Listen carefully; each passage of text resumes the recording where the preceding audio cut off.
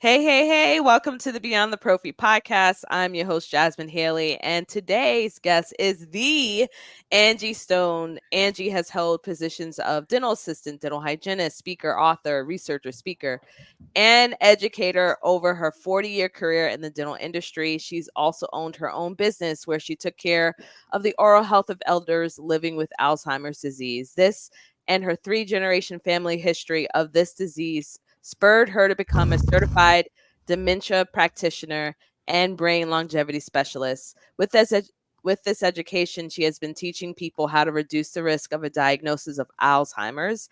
And Angie is a repeat guest. She was here for season 1 when we first started this podcast, episode 16. So I cannot wait to reconnect and hear all the things about the amazing Angie Stone. So welcome to the show. Thank you, Jasmin. Thank you so much for the sweet intro. That was really nice of you.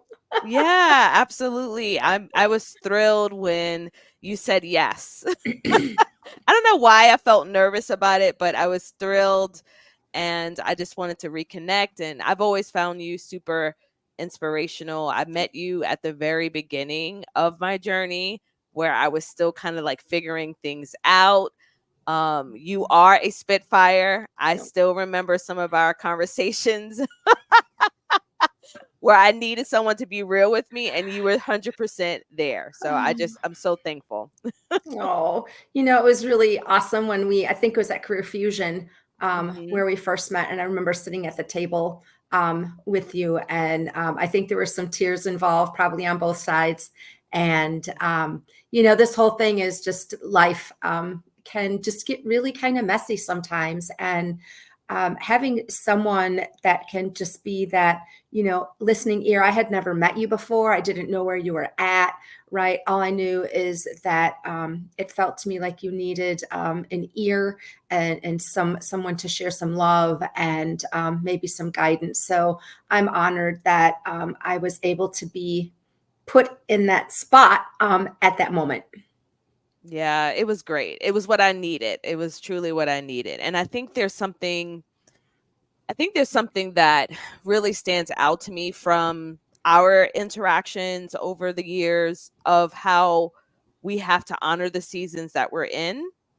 I was in a season of beginning my journey, and you were so gracious and kind to me and open and generous. And oftentimes you'll find in the world, especially in the entrepreneurship world, it is a dog eat dog world. Sometimes it can be isolating and you can Mhm. often feel alone. So I do Mhm. appreciate your kindness and just I think there's something that needs to be said that we need to do more of that and humanizing each other Yeah. in the process. Yeah. So Yeah. go ahead. Sorry. Yeah, I really think that what you said is so true. If you are stepping out of what seems to be your comfort zone, it can get real scary real fast, and it feels like there's so many people that are there to judge and watch and like um, make sure you're not stepping on their toes, right, with their thing. And I'm like, you know what? There is room for everybody. And even if we are on the same tangent, right? It's like we bring different things, right? And we say things differently. And something that if you and I were on the same in the same space, right? You will say things differently and resonate with some people, and I will say things different and resonate with other people. And that's what it's about. And it's like lifting people up and understanding that no, you can't speak to everybody and reach everybody. Yeah, we can. And we can actually go so much further if we do collaborate and work Mhm, with one another, mhm. which I appreciate.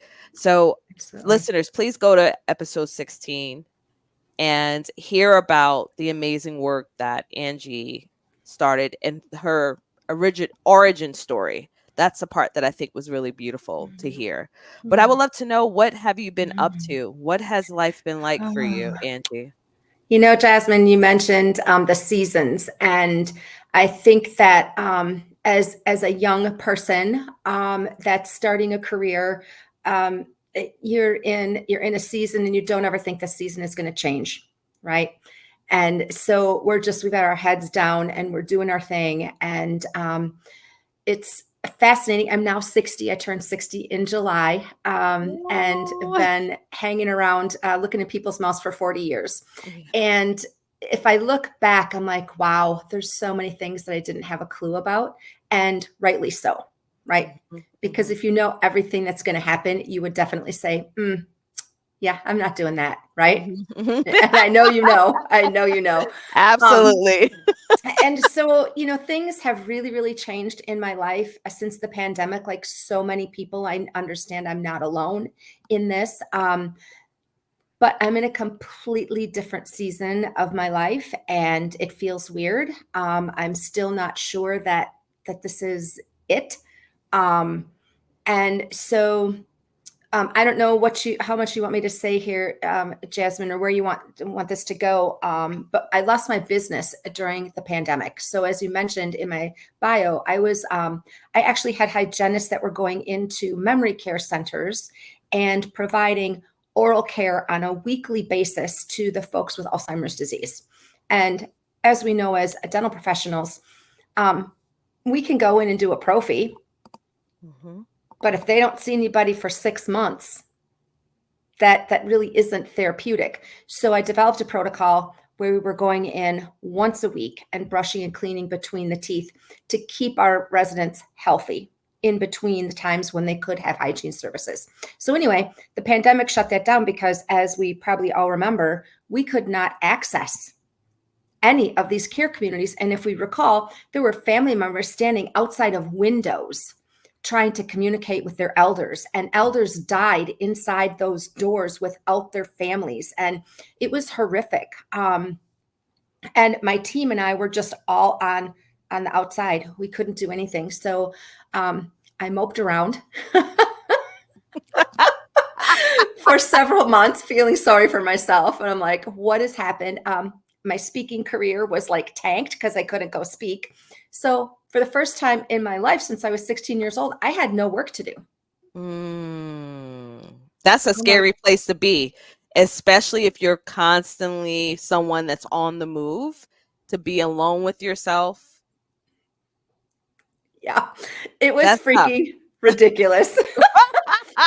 And so I didn't know, like everybody's like, when is this going to open up? When is it, when is life going to resume? And so just a funny kind of a side note, when I would speak from the podium, I would try and coach my colleagues, like, have a backup plan, man. Have a backup plan, because you never know when something's going to go down. Is your doctor going to die? Are you going to get fired? Are you going to be sick? What is your backup plan? So I would always kind of like jokingly say my backup plan is Quick Trip. Oh.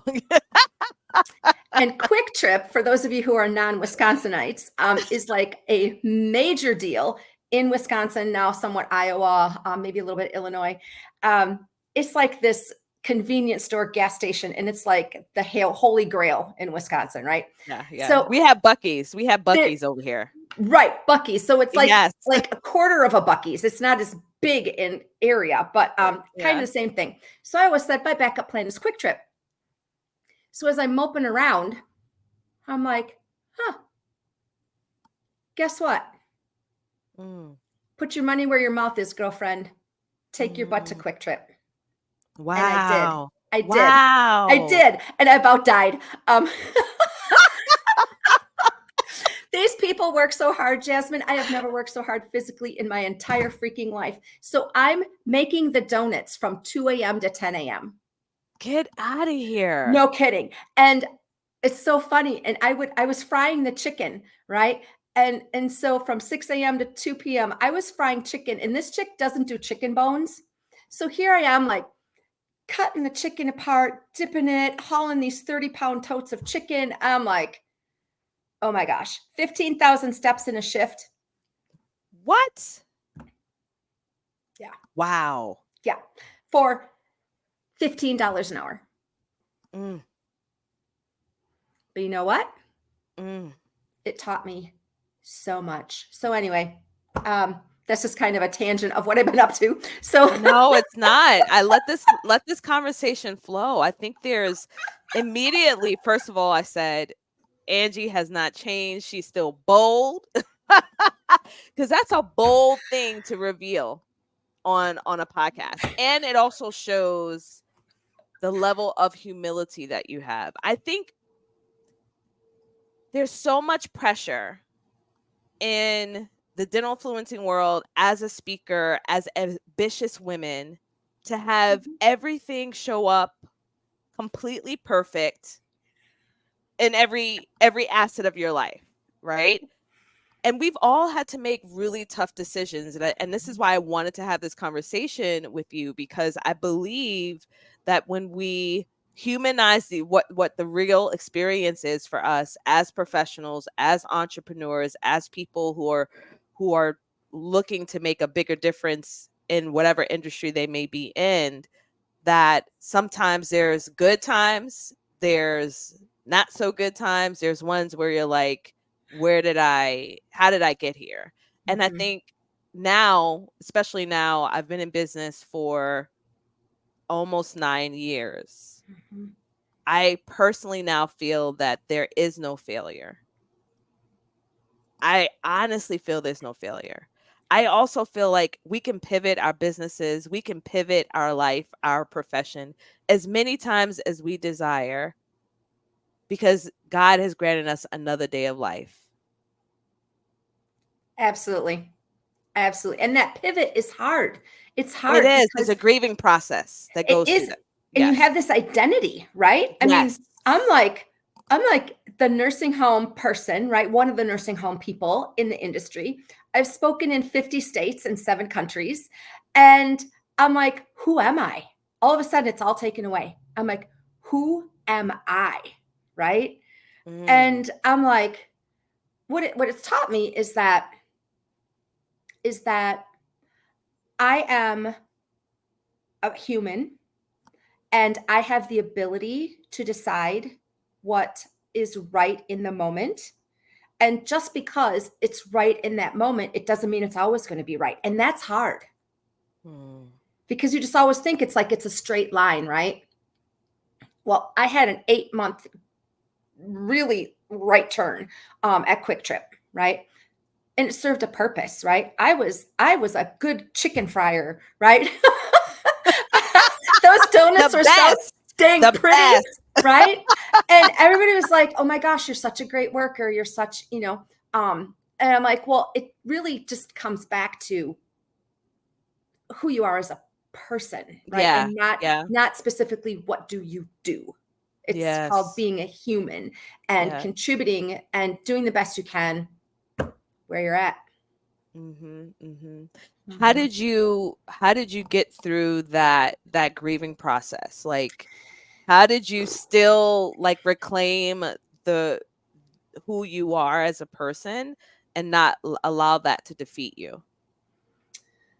Jasmine, I don't even know. I mean, I didn't seek out any guidance or anything. I guess the biggest thing was like, God's got this. You know, um, that's the only thing. It's like, I know that I'm here. I know that I have, like you said, another day. And just because I can't do what I've been doing and what my identity was doesn't mean I can't still make a difference, right?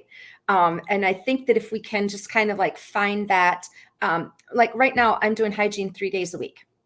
Okay, haven't been clinically in over a decade, right? And at one point, I'm like, this is a step. For me, it felt backward, right, for a bit. And I had to reconcile that as well. It's like, I don't really want to be on the road anymore. I don't want to be in airports. I don't want to sleep in a hotel room many, many weekends out of the year. I'm like, I've been there, done that. So again, if I don't want to make a difference that way, right, doesn't feel right anymore, I'm making a difference chairside. Like every other dental hygienist, dental professional in the world. It's like, but it's a different how you're making a difference, it's different, right? Instead of masses of people in front of you, it's back to one-on-one. And so I think really to answer your question, you have to really just like dig deep into you and understand that this is happening for whatever reason. We literally have no control other than what we're going to do. Mhm. And that's it's not easy. Yeah, yeah. I completely 100% understand. 100%. I know you do. Like 100%. 5 years ago, I said, "I'm never coming back to dentistry. I'm done. I ain't I coming back to this remember. podcast."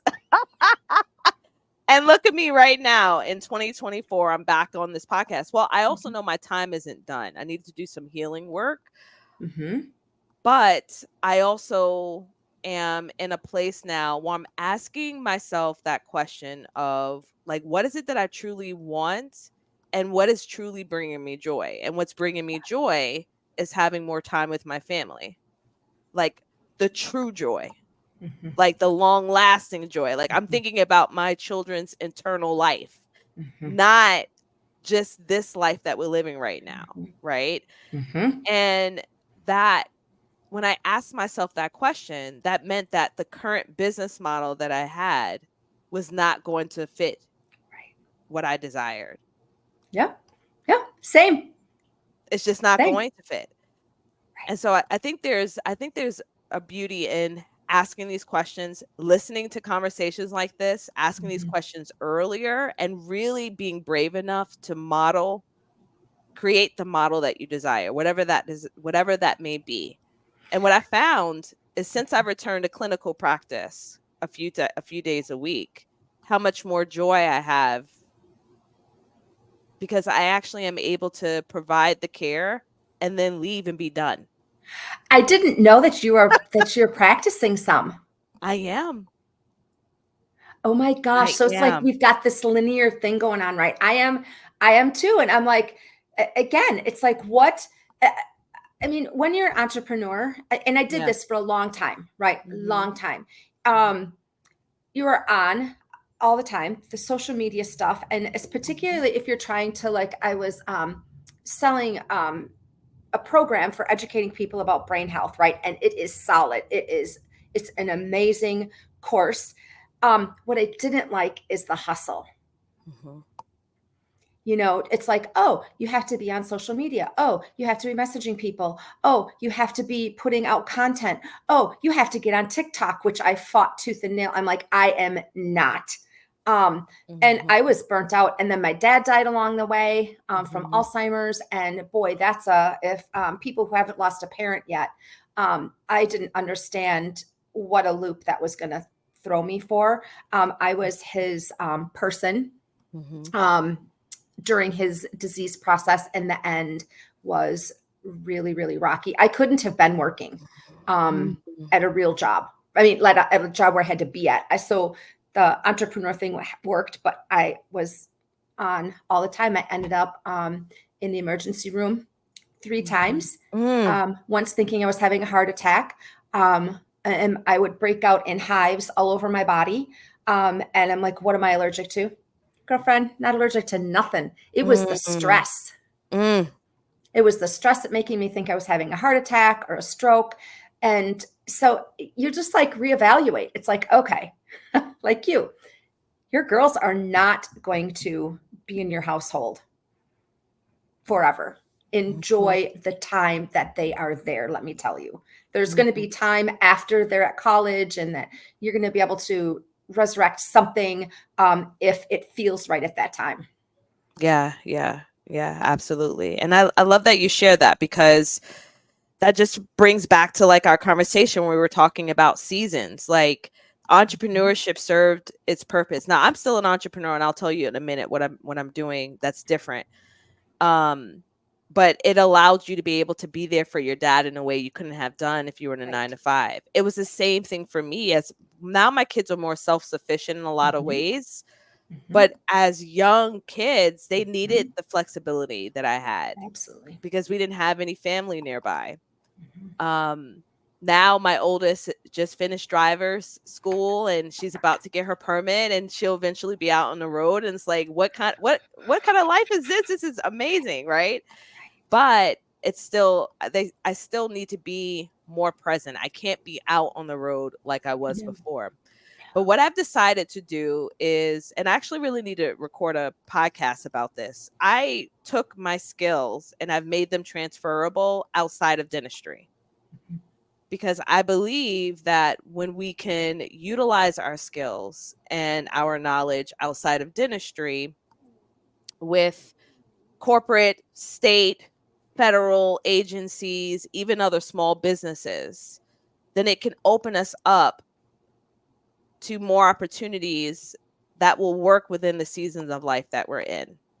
Mhm. And so, yes, I am back in clinical practice, but I also am still training. I'm just training locally, Nice. right? I'm having the opportunity to have those conversations, and that fits the lifestyle that I desire. And I'm submitting for local opportunities. And every once in a while, I'll step outside, Yeah. right? Because I need that for my personality. I need to get out of my house, get out of my Mhm. state, and go out and be free, Mhm. have a little bit of adventure. Mhm. But I think that, you bringing out that point is important for us. Like, we can model it however we see fit, but also honor ourselves and know that when we do have to pivot and change, we're still human beings. We're Yeah. still we're still worthy. We're Yeah. still valuable. And sometimes it doesn't feel that way, right? Sometimes it Mhm, just doesn't feel that way when everything feels like it's crumbling around you. mhm, Um, and there is, there's light at the end of the tunnel. And but you talk about, I think you've probably heard the thing about being in the hallway, right? mhm, Where mhm, you've got, okay, so um, just imagine like you're in a hallway and you've got like doors all along the hallway. It's super uncomfortable in the hallway because you're like, oh, what door am I supposed to go into? I'm not in any door, right? I'm not where anything is really happening. But what door should I open? Right? I don't know what's behind that door. I don't know what that looks like. So that's scary. So I'll just stay in the hallway. Right. mhm, And so it's like sometimes you're in the hallway and you don't know what door to go through. And eventually, what door you're supposed to go through opens up. And sometimes you pick the wrong door and it's okay. mhm, You'll be like, oh, no, I'm going to shut that door. That is not my room. Right. mhm, But we feel like we have to be perfect mhm, and we feel like we can't make a mistake. And like you said at the beginning when we started talking, there are no mistakes. mhm. There really isn't. I Right. had to I had to cancel an event, and I'm telling you, the level of shame, it was almost like I felt like I was in a corner and people were pointing at me. Nobody cared, except for the people that I had to refund their ticket money back. But Sure. nobody really cared. And of course, there's probably conversations that happen behind the scenes, but I haven't heard it. And I'm not here to determine what that is or assume what that is. Right. Who Right. cares? But the remuneration in Yes. our brain, and we can just get that like on autopilot, right? And auto repeat. It's like, oh my gosh, I shouldn't have done that. Oh my gosh. And then our brain just like gets stuck. And it's hard to kind of get off that tangent Mhm. too. Mhm. Absolutely. Yeah. Have you done anything to r- help lessen the pressure for you in this season? I think that really what's been helpful for me is knowing that I have a schedule. And I'm pretty much a schedule kind of a person anyway. So the whole entrepreneur thing um, was stressful for me because of the way I like to operate. I spent 5 years in the military. I like that, right? I like knowing what's going on and having some level of what I think is control, which it really isn't. Um, but so I know that I'm working 3 days a week, right? I know that I can make a difference there. I know what I'm doing. And the team I'm working with is wonderful.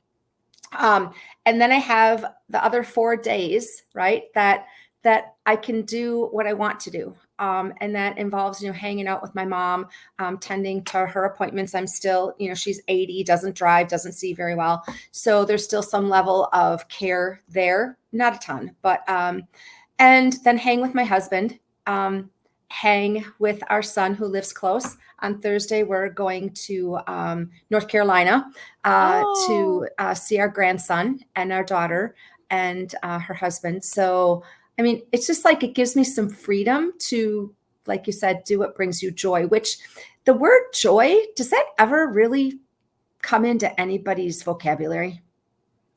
I certainly feel like it's in mine now because when you talked about the experience that you had going to the emergency room, I've had that.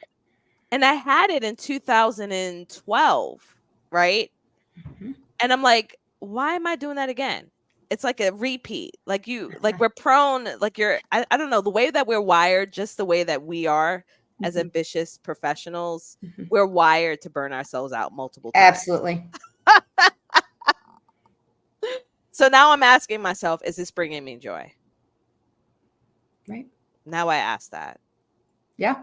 And I don't think that enough of us have think about that, right? Because we're so busy doing all the things, right? Mm. I went to, this is a funny story too. I went to like a day retreat and it was about things like abundance and joy. And it was such a cool exercise. So she, the lady who was running it, threw out all this stuff from like the dollar store, right? All over these tables. And she gave us a bucket, a Rubbermaid container.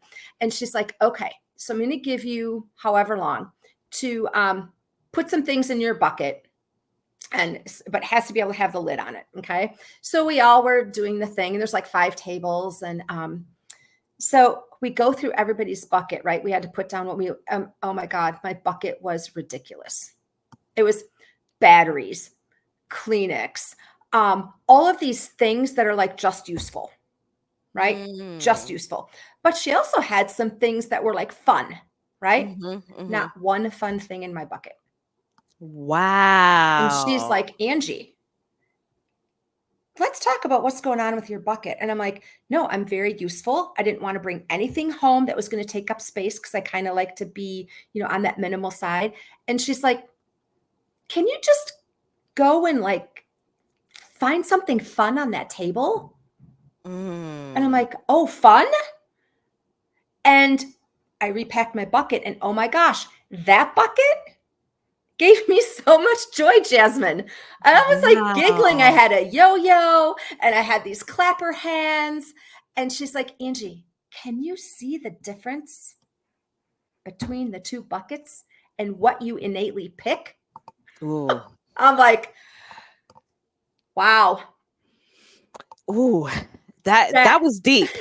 It was deep because I'm like, oh my gosh, she is so right. I picked not one thing that brought me joy. Not one. Wow. That is just what's coming up for me with you sharing that is how long it takes for us to develop habits or behaviors, right?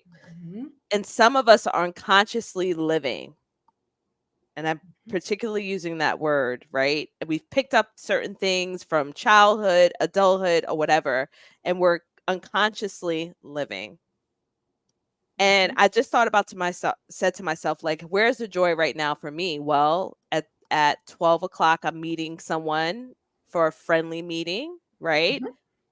Tonight, I've invited some ladies over for a paint and sip. Ooh.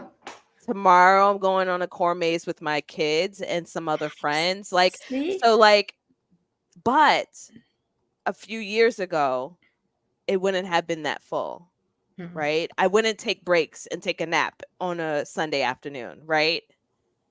So I love the fact that you bring this up, and I hope the listeners are listening, like regardless of where you are in life, whether you're an entrepreneur, whether you're a clinician, whether you're an educator, where is the joy in your life? I feel like that's a huge takeaway from this conversation today. And are you picking up those clappers? Where are my clappers at? They're somewhere here. Oh my gosh. And I had some little things that had like little antennas on. And she's like, oh my gosh, so such a different box, just such a different bucket. And we don't have to figure this out. A lot of people, I've heard my husband say this, which is terrible. I'll have fun when I'm retired. Well, I want to have fun now. Right. Yeah. I want to have fun right now. Even though nothing's perfect, even though there's still things I want to accomplish, even though I still want my business to be here, I'm still working towards that, even though there's X, Y, and Z things that I have on my list of things to do. But I'll get to that later. Like, let's have some fun right now. Yeah. And that's okay to get to it later. Yes. Yes. Yeah. I like to use the phrase, no one's head is going to explode if you don't get it done today. Absolutely. Absolutely. So I've got my final question for you. I would love to know, what word of advice would you give? You've hit a milestone, and in your professional career with your age that you so lovingly shared. I love that. I'll be hitting a milestone this year. This year I'll be 40. Yeah. Which is so exciting. It is. I would love to know what's one word of advice you would give yourself. You can go back to when you first started your career. It could be when you first started your business. Yeah. Like, just thinking and reflecting on it. Yeah. I think the biggest thing is to embrace where you're at and not, obviously have goals, right? I'm not saying just like stop everything and just be where you're at. But we're always pushing. And at some point, there's got to be a flow where you're not pushing. And I'm really good at pushing, right? Really good at pushing, trying to make it happen, and being stressed out about it. But to slow down, be where you're at, and again, focus on your goals, but don't like take it so seriously that you have to meet this milestone by this date, because the universe absolutely has a plan. And we don't know what that is. Well, I want to thank you so much for coming on the show, being as wonderful as you are. Thank you for having me, Jasmine. This has been a blast. It's been a real true blast. So if the listeners are interested in contacting you, reaching out to you, where should they go? How do they connect with you? So they can always email me, send me an email at astone5501@gmail.com. They can reach out via email. My website is Angie Stone Speaks. Angie Stone, Angie Stone Speaks. I have a couple different ones. There is also one, Maintain Your Brain, maintainyourbrain.net, if someone is interested in brain health. Yeah. Now, will you still go out and speak? Absolutely. If they invite you? Okay. Yes, absolutely. So it's not like, oh, I'm not doing that anymore. But if someone wants to learn how to, maintain your brain, we don't think about our brains enough until it's something is wrong. And that might work with knees. You can get a knee replacement, right? If something's bugging you and it gets bad enough, they can replace it. Can't replace your brain. And we don't think about it until something is wrong. And at that point, it can be a little late. Yes. And for those who are event planners or have connections with event planners, I have seen Angie speak multiple times, and she is phenomenal with her engagement and her enthusiasm and her level of expertise. So if you're interested in finding a dynamic speaker for your next event, I'm going to highly encourage you to check out Angie Speaks. And I just want to thank you so much again for showing up on the show today. This has been a blast. Thank you, Jasmine. I appreciate you. You have a great day. Enjoy that corn maze and your paint and sip and all the great things you have on that are bringing you joy. Yes.